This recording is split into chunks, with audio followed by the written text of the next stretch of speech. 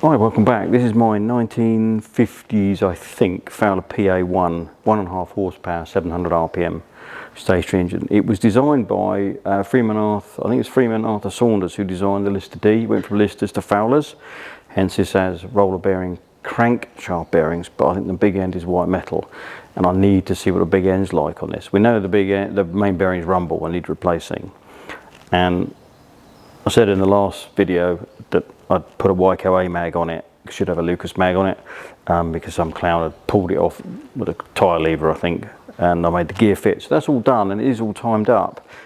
So this is a side valve engine, unlike the Lister D, which is overhead valve, so there's no valve gear in here. It's literally a hat. So we need to get its hat off. I'm going to take the flywheel off. The flywheel is loose because I've been into the governor housing to do the timing, to sort the mag drive out. I've had this out, so the key is loose. This flywheel will come off. So we'll quickly pull that off. Key out, and then give this a wiggle. Hopefully, drop it on my foot. I want to take this apart on this trolley because it will be easier, and then we'll get and sort the trolley out, and then overhaul the engine and build it all back up on air again and get it going. Not too sure how long this is all going to take, but there's 1, 2, I think there's 5 bolts in here. Now, what do you reckon of these coming undone? We're about to find out. Might want a shorter extension actually. Let's go and get a shorter extension.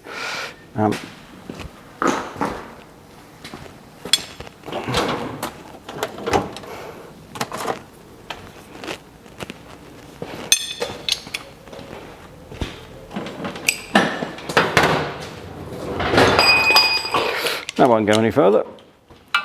Right. I have no idea how tight these are. Tight. Okay. I don't know when the last time they were undone. A while ago, I would imagine.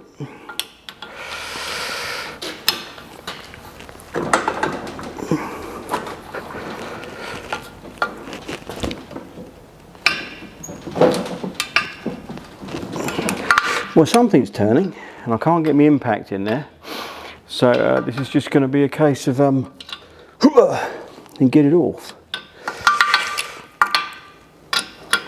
Trouble is having a UJ in the middle doesn't help. Obviously it wants to keep folding over.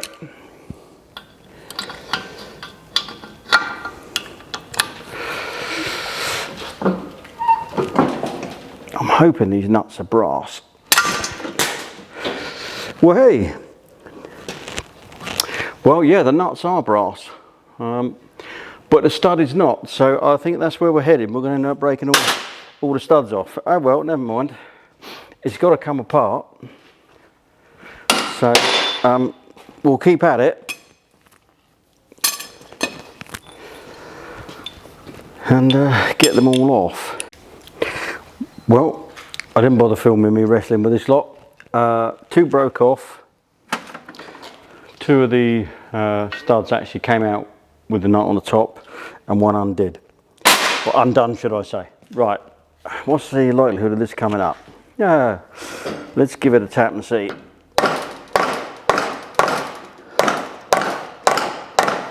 Well, something's moving. Something's definitely moving.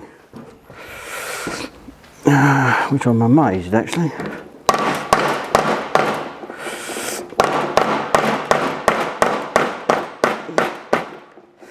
Yep, it's definitely coming up.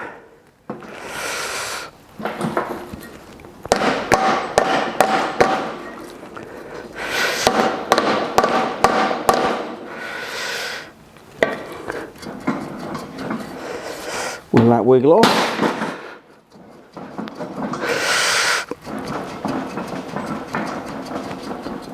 I think it's stuck. It is going. Right.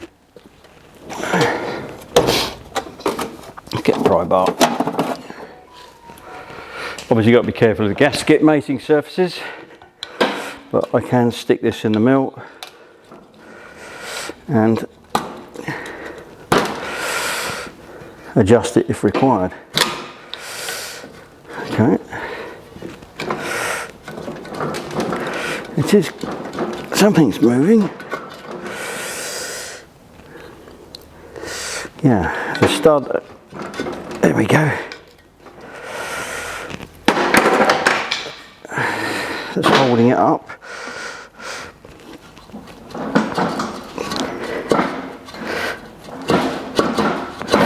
Well, hey, it's off. Marvellous.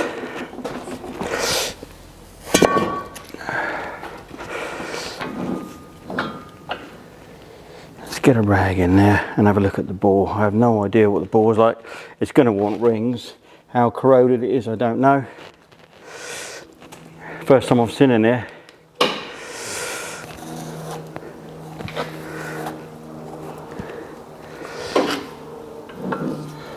You know what? A hone and a set of rings, and that will be absolutely fine. Both valves are going up and down. So now, if I reset the camera, we need to get the inspection door open and get inside the crankcase. So we'll move the camera around so you can see.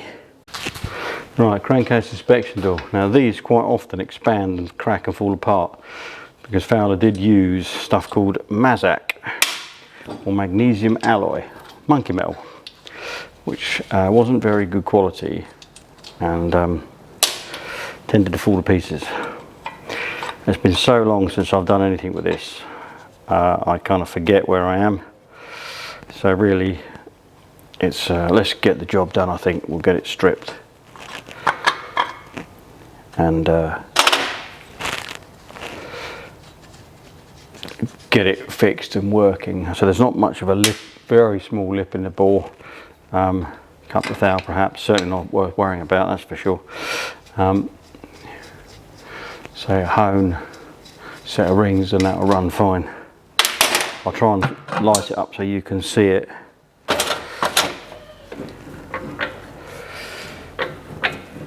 Let me get a torch. I don't know. It's only 2 nuts to undo.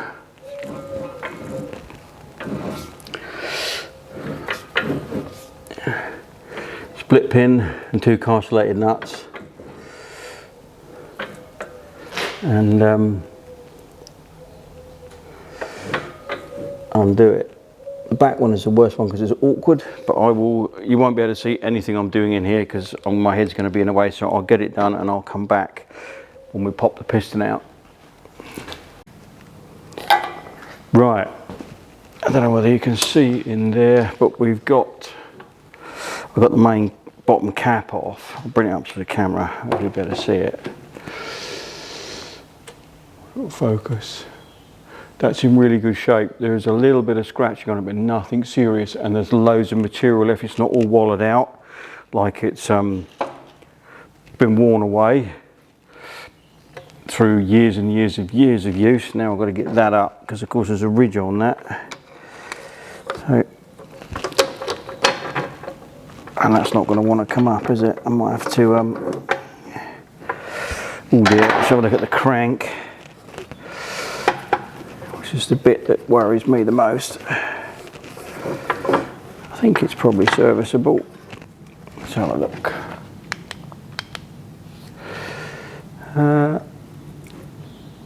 Yeah, there's watermarks on it, but that will polish up. It's not got any deep scores or ridges or anything, so that is usually, it's just moisture, it's been sat. Obviously having a perfect crank is preferred, but you're dealing with what you got here.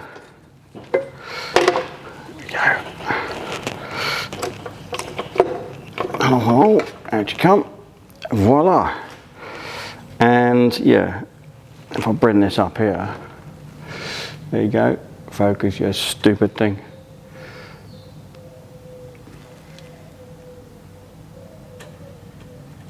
There we go. So you got I'm amazed. Top two compression rings are unstuck. Bottom one's stuck, and there's no real oil control on these.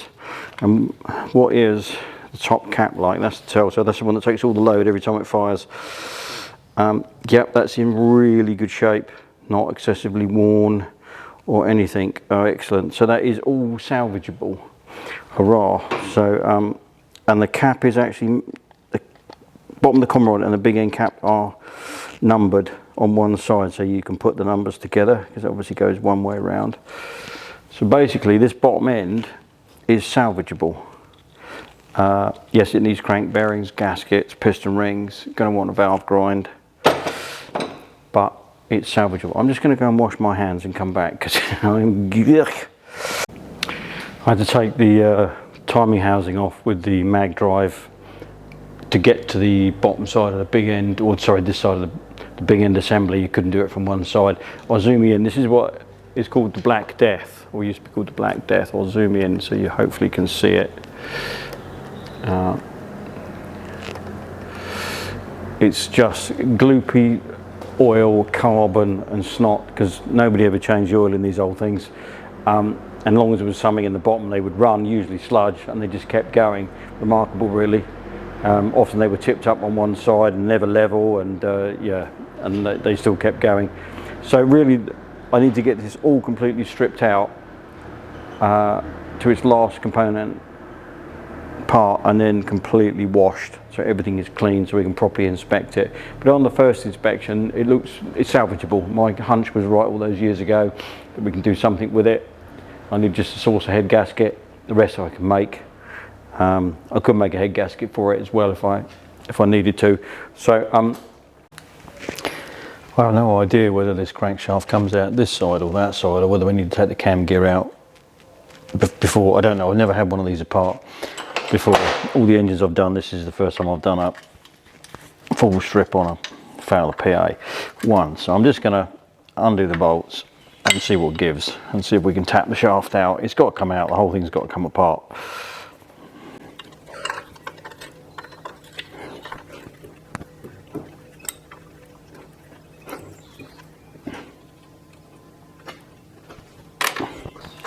I would suggest if you get involved in doing a job like this, you wear some sort of PPE. I've got my safety specs on.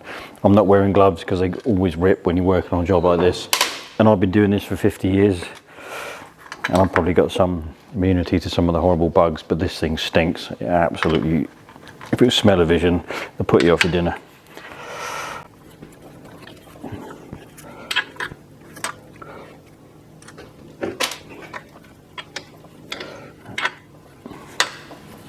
These are the cam bearings there and there.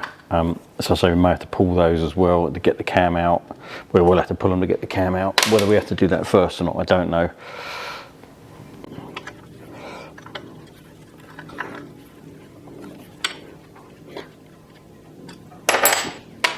Just give it a tap and see what happens.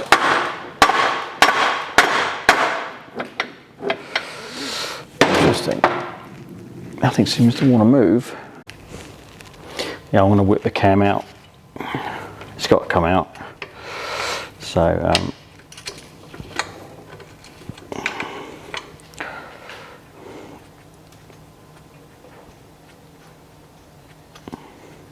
and then your tappet assembly there, or cam follower, shall I say, with your tappets above, and then we can get the valves out.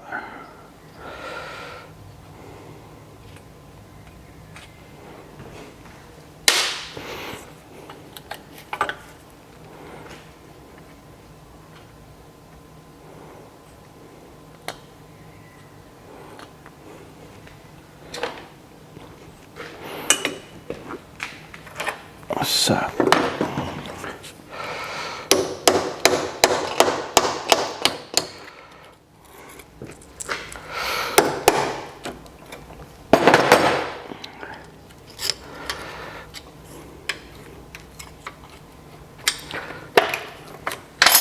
hey, now the reason, I mean, you could have left this in, but one of the reasons I want to take this out, if I bring it up to the camera, I don't know if the camera pick it up, there's a hole in the top there. Well, that's where the oil goes in. It sits like that. Oil gets splashed up by the dipper and drops down that hole. because these engines don't get oil changes very often, they're not really well looked after. The oil hole can bung up and then it runs your cam bearings dry, and of course before you know it you've got no cam bearing, which is a bad day out.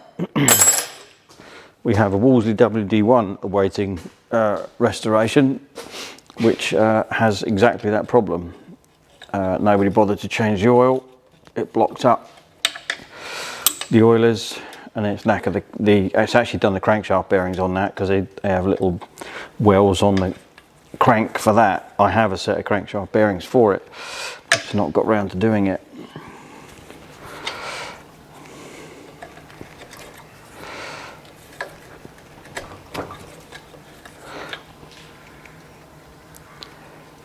Again, I don't know which order any of this is supposed to come apart in. I am just taking it apart and hopefully it'll become apparent. I might have to take the cam followers and that out to get the cam out, not sure.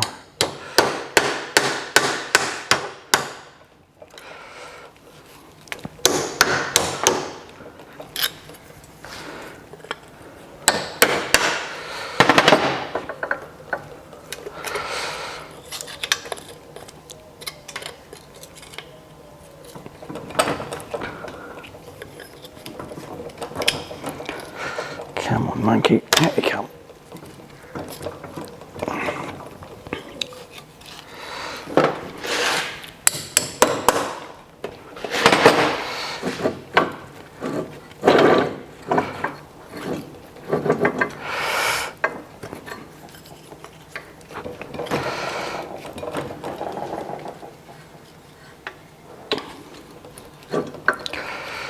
Come on, there you come.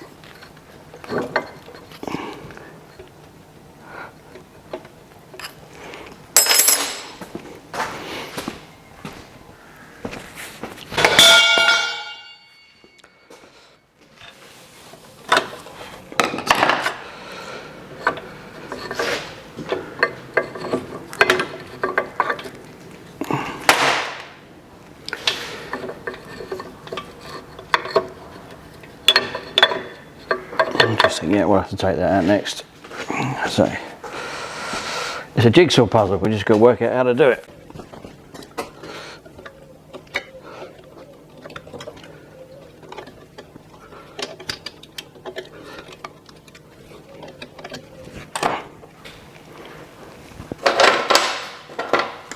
What size is that? It's that size.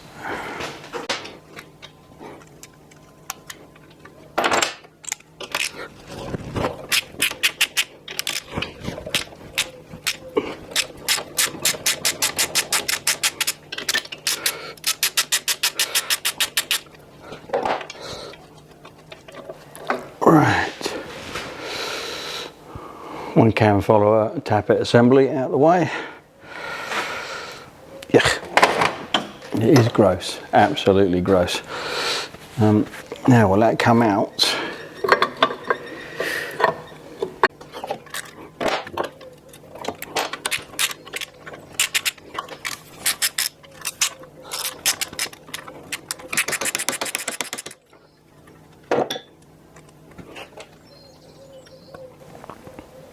I would imagine, because these are roller bearings, they're a tight fit on the crankshaft and a tight fit in the housing, so they're probably going to fight me. There is probably a way to do it.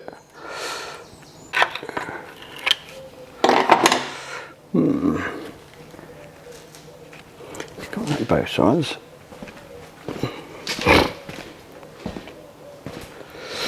Yeah, are there any threads in there? I wonder.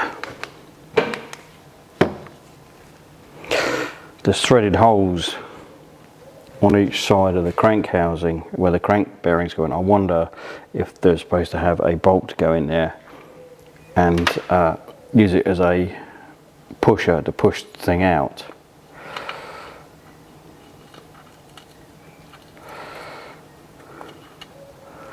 I need to go and see if I can find some bolts that would fit.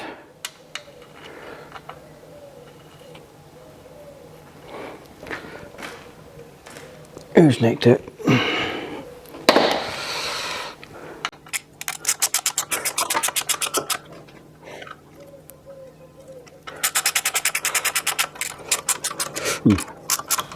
What do you know? It's starting to move. That's exactly what those holes are for.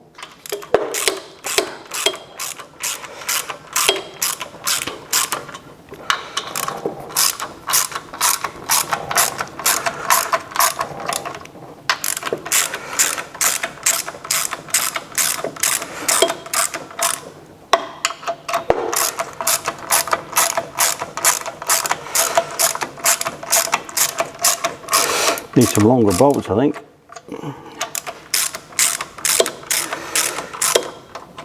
Yeah, it's pulling that off of the, but I've run out of bolts, as you can see. So I don't know whether that will pry bar off or whether I'll have to find some longer bolts. Oh no, maybe it's going to go. Hey hey. Right, let's whip that off.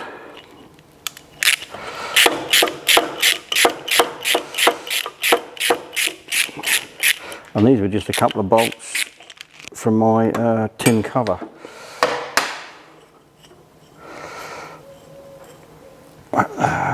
It worked.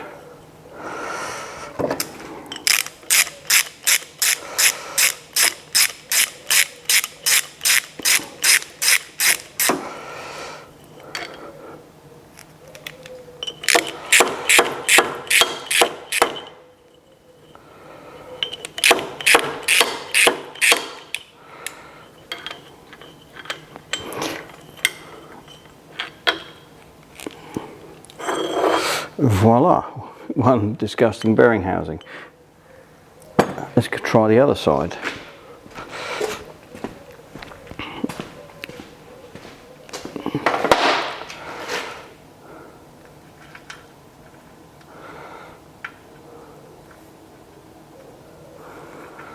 Can't see any threads in this, I must admit.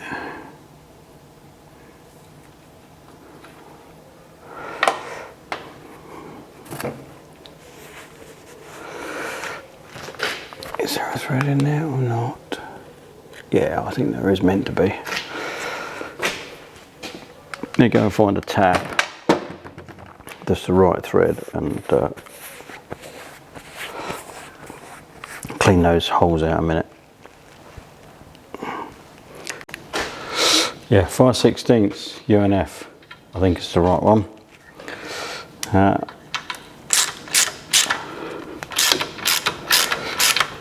Certainly seems to fit all right, so, and it would be UNF.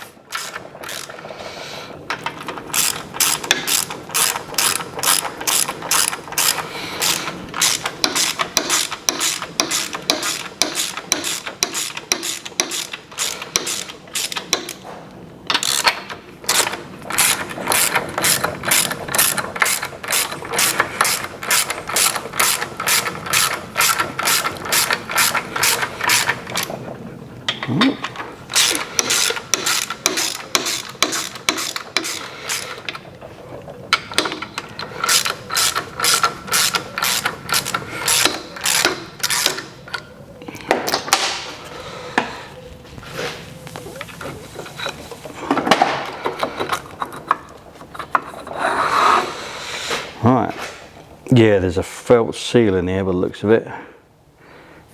Yeah, you won't be able to see it for the snot and the muck, but there's a felt seal inside here. And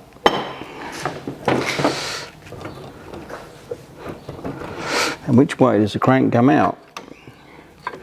I'm guessing it goes that way, which would make sense.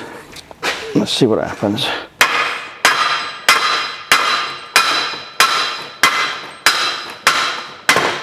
Big Hammer says yes.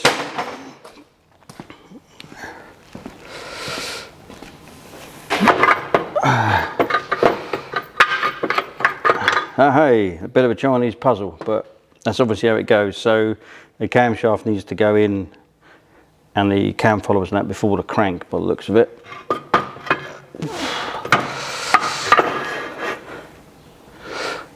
voila, one crankshaft. These bearings are, they are different by the looks of it.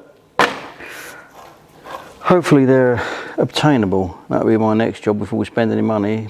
Can I see if I can obtain some crank bearings for it? I sourced a head gasket and piston rings for it, so I just need to now source some crankshaft bearings, which means pulling these off. Hopefully I can get it in my press and press those off and work out what we've actually got.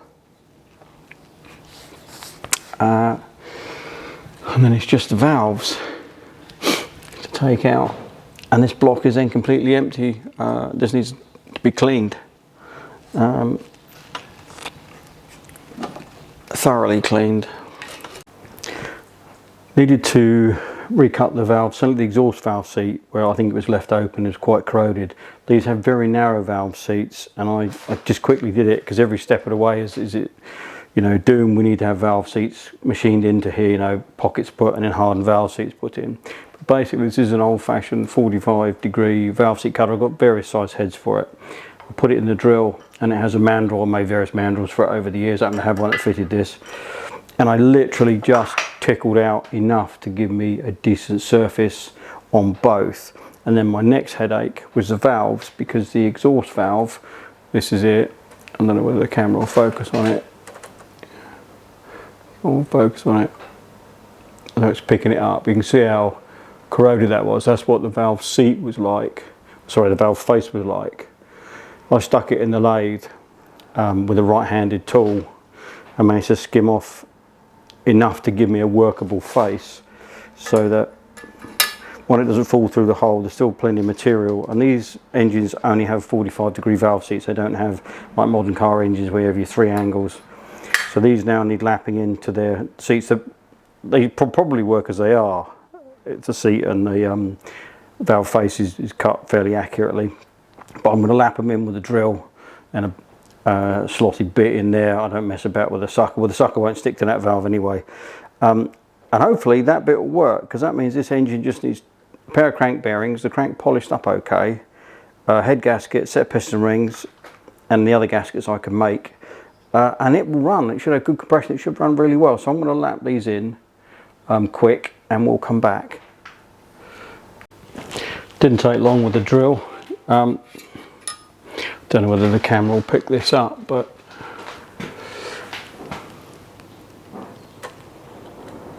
got a nice sort of grey, stupid thing, sort of area all the way around the valve seat, or the valve face, and on the seat in there. And the inlets you quite often get away with, but exhaust, especially when this one was as corroded as it was. But even this one's come up really nicely. Forget what, there you go. So thankfully the valve material was there to machine off to give me and they're not stuck, you know, sort of disappearing down the holes. There's plenty of material left. So that's good, we'll call that bit good. So I need to get the crank bearings off the crankshaft. Might have to make a puller for that because of the length of the crankshaft. But that block, basically I need to hone the bore, and then this can be properly cleaned. I did get all the black stinky gunge out the bottom of it, but I need to jet wash it off, and then we can put the valves in with some oil on them on the seats so they don't go rusty, and some oil down the bore, and we'll look at start painting it. No, my favourite job, not. But that bit's good anyway. We'll get over and try and get these crank bearings off the crank next.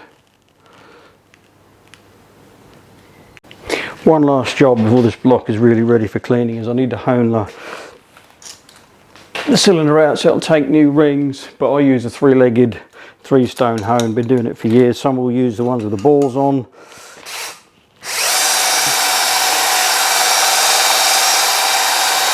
And it's literally just go up and down the full length of the bore.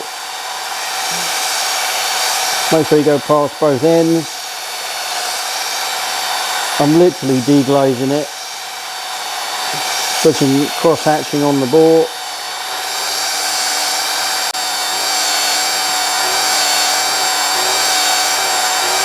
Let's see what we got. It's literally so when we put new rings on it, there's no glaze on the bore, no rust marks or anything, and the new piston rings will bed in to the bore. There is a bit of wear in this bore. You can see the lip at the top, you can barely feel it. It's certainly not worth a rebore, it really isn't.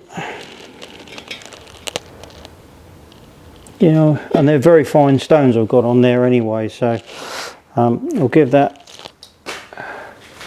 one more go and that'll be good enough. I put a bit of WD in there.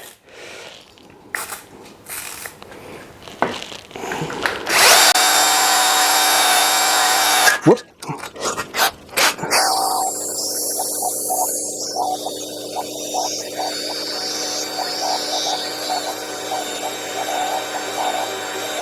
Hopefully it will be enough. As I say, it's just so that the new rings have got a nice surface to bed into. Yeah, that'll be fine. It's almost impossible for me to show you on the camera, I think. I just want to get your light down in there, but that's basically it. Hopefully this looks an awful lot better than when you last saw it. Wire wheeled it to the inch of its life with the knotted wire wheel on an angle grinder, degreased it, crank bearings turned up, got all the crank back in, cams in, valves are in, timed up. I'll show you in the next video how to time these engines up if you haven't got timing marks, where to engage your crank and cam gears together. And it works on singles, multis, V8s, overhead cams, double overhead cams, overhead valves, not just these sort of old pop-pops. So carb's done, I'm just waiting for the gaskets which have now turned up. I've got to do the mag, so I think we'll call this video it. And I'll get on painting, and when you see this thing it will be green, and then we'll get the rest of it put back together, get it on a chassis and then get it running.